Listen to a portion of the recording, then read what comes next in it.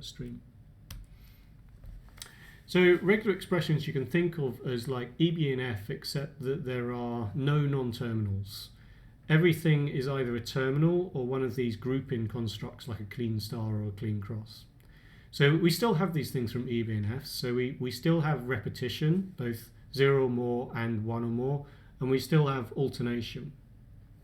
But we also have some extra stuff that allows us to deal with characters, and in particular allows us to deal with classes of characters and ranges of characters.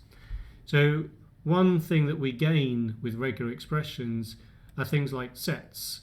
So this thing within square brackets will match one single character, and that single character can be one of the characters that you actually put in these brackets. So I'm using these letters as sort of placeholders here.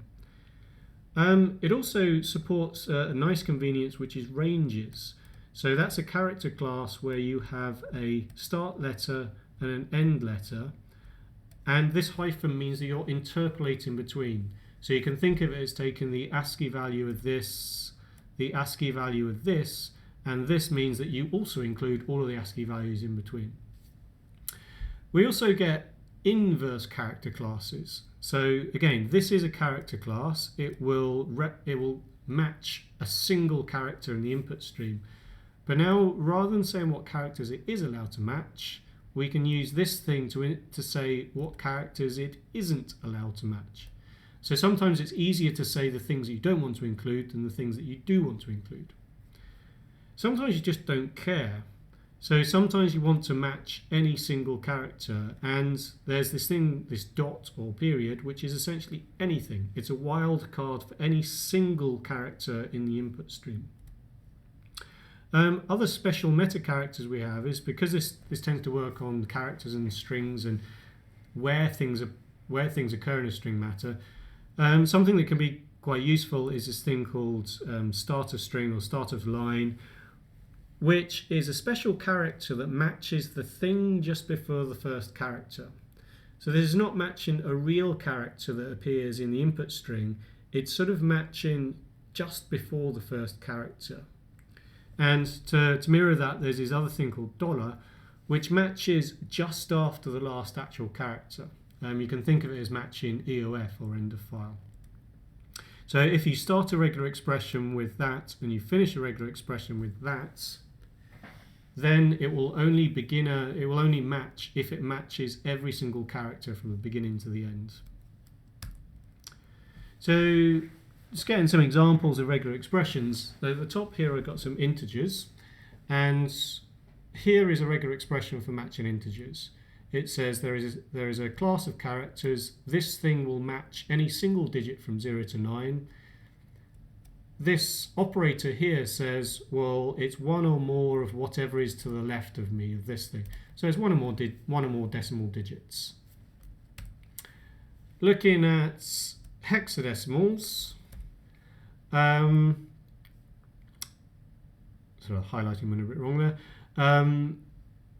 I can look at hexadecimals, and hexadecimals are defined by a prefix of 0x and then either A to F or 0 to 9. And to be general, we need to cover the case where we've got lowercase and uppercase characters.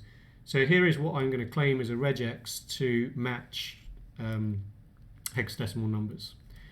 So if I go through and use this regular expression, so just the character class 0 to 9, and I run it over all of those things, then you can see that it's matching all of these characters. But because it only matches one character, this is one match, this is the next match, this is the next match. So this is not what I want. If I put the plus, then I'm now correctly matching, well, here is an integer of 1 digit, here's an integer of 3 digits. And it's correctly not matching the white space in between. I think I could match it if I wanted to. So if I put white space into that character class, it now will actually merge all those things up. That's probably not what I want. I want something that looks like that. Going to the hex version, I could iteratively build up this thing by saying 0x. And I can see, well, this is matching all of the start prefix of these things, even the regular expression. We don't care too much about that. And I could think about building this up. So if I now say I want to match the prefix followed by any decimal character, well, that now matches that thing, but it doesn't match these because of the hex. So I can say A to F. Oh, no, sorry, I wanted that. And so now that's matching anything that starts with a prefix and either a decimal or a lowercase thing. I can make that more general. Now I've got that as well.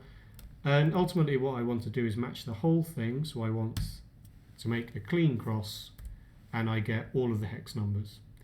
It's also useful to notice this matches the hex numbers, but it only matches the hex numbers. It doesn't match the integers because they don't start with a prefix.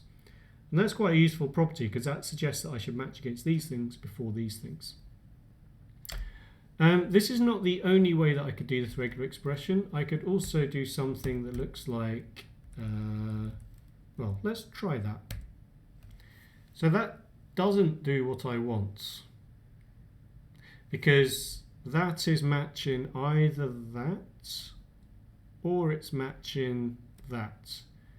So here is a case where I want to be careful with grouping, and what I actually meant to say was this. So this entire thing is what this cross is being applied to, and now we've got it back. So this alternation here is going to be the same as this.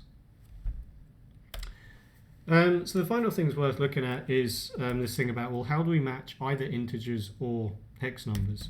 So if I go back to my integer matcher, this is matching the integers fine, but it's not matching the hex ones properly. So what I could try doing is say, well, this is one type of thing. I'm also going to match another type of thing, and that's going to be my hex class. So if I try that again, it hasn't worked. And the problem here is it's trying this thing before it's trying this thing. And looking at something like a hex thing, it tries to match the first thing it can, and it comes into this possibility and says, oh, I have a 0, it has matched. Because this has matched partially, it won't go on to look at this thing. So what I want is to actually take this thing and move it over here. So it would try the hexadecimal before it tries the integer. And now we've got a situation where we can match the integers and we can match the hexadecimals. It doesn't work on the regular expressions, but that's kind of what we would expect.